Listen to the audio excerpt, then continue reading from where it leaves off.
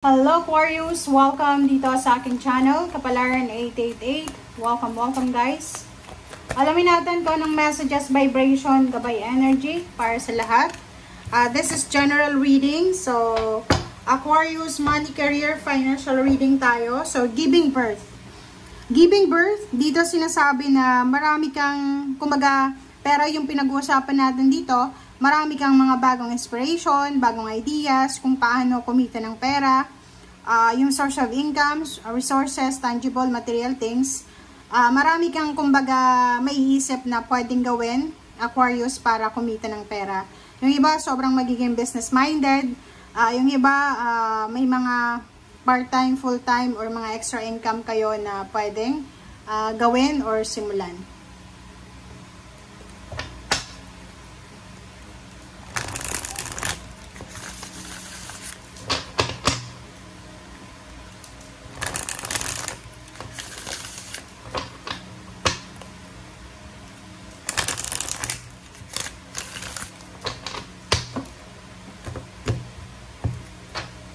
Okay.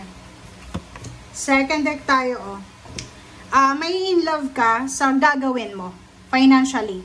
So, pwedeng kung bago yung trabaho mo na yan, Aquarius, sobrang in love ka dyan sa trabaho mo. Sobrang determinado, motivated ka. Kasi 'di ba, pag bago tayo sa trabaho natin, sobrang excited tayo. Yung maaga tayo sa trabaho, 'di ba? Pero pag medyo tumagal-tagal na, medyo tinatamad na. So, ikaw, yung energy mo this month of June ay sobrang positive, sobrang nakaka-inspire yung energy mo. So, may magbo-blossom dito, like partnership in collaboration. Like, may mag-asawa, mag-boyfriend, girlfriend, magnanay, magkapatid na pwedeng mag-collaboration sila para magnegosyo or mag-collab sila para kumita ng pera. Parang ganun.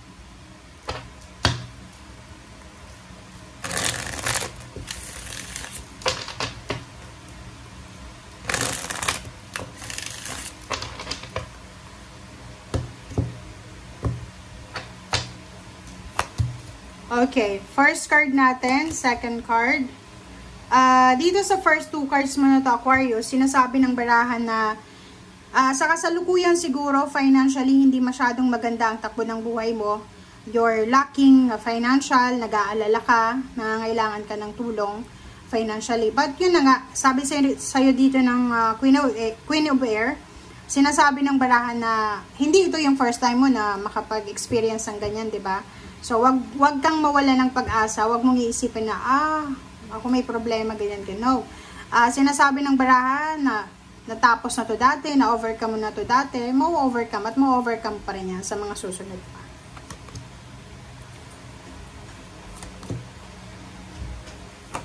Okay.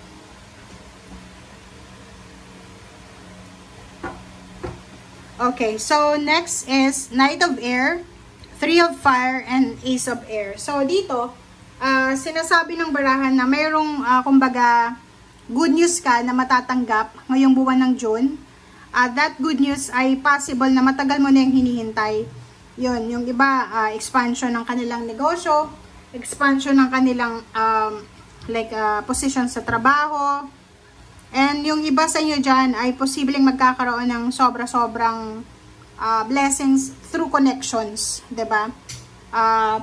Sinasabi ng baraha sa'yo dito na you will feel inspired sa kung ano man na blessings or good news na darating sa'yo. So, ang pinaka message na to sa'yo is, ano siya yung good news na yan na darating is from international or maybe from local, pero from someone siya or from the company na in-applyan mo or doon sa lugar na gusto mong lipatan.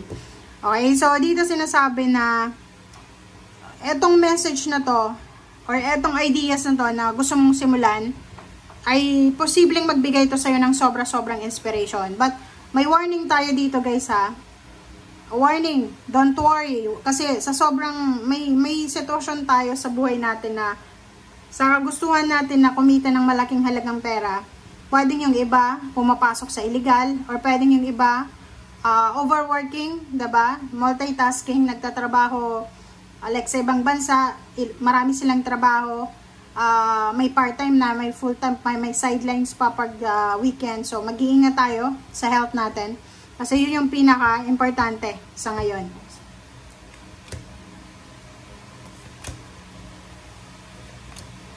Okay. Sa 3 cards na to, sinasabi ng baraha na isa sa mga possible na pwede mong pagkakitaan sa ngayon is, halimbawa may business ka dati, pwede mo siyang ibalik yung business mo. Or pwede kang bumalik doon sa company kung saan ka nagtrabaho. Or pwede kang bumalik doon sa lugar, sa bansa kung saan ka nagsimula. Parang yun yung sinasabi siya ng baraha. Mayroon ditong travel plans, or maybe meron sa inyo ditong babalik sa kanilang probinsya para magnegosyo, or babalik sa Pilipinas para siguro OFW, nakapag-save na, so magpapahinga siya sa Pilipinas, pero magnenegosyo siya. May iba din na pwedeng bibili ng sasakyan, parang ganon. May iba din sa inyo na pwedeng magta-travel back to the Philippines for the wedding. Dito sinasabi pwedeng kailangan mag-ipon ng pera because may pregnancy, may newborn, may birth ng baby, yun nga, may new ideas, business ideas na kailangan bigyan ng focus. And kung makikita mo dito sa lovers, number 6, yung problema mo sa pera, if you have problem sa pera or kahit yung pamilya mo, maasahan mo yung karelasyon mo ngayon if you are married. Pero yung iba naman sa inyo dito, sinasabi ng baraha na kung may problema ka sa pera ngayon, huwag kang mawala ng pag-asa. Halimbawa, yung asawa mo, yung magulang mo, hindi mo maasahan for assistance sa lapi. Ayos lang yun. Okay? Kasi kung makikita mo dito, meron kang 3 of fire.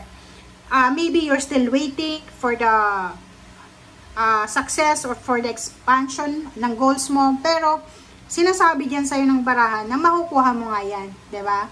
And, giving birth, love begins, yan yung barahan na nagsasabi na habang may buhay, may pag-asa. Every day is a blessing. So, kailangan nating maging hopeful sa araw-araw.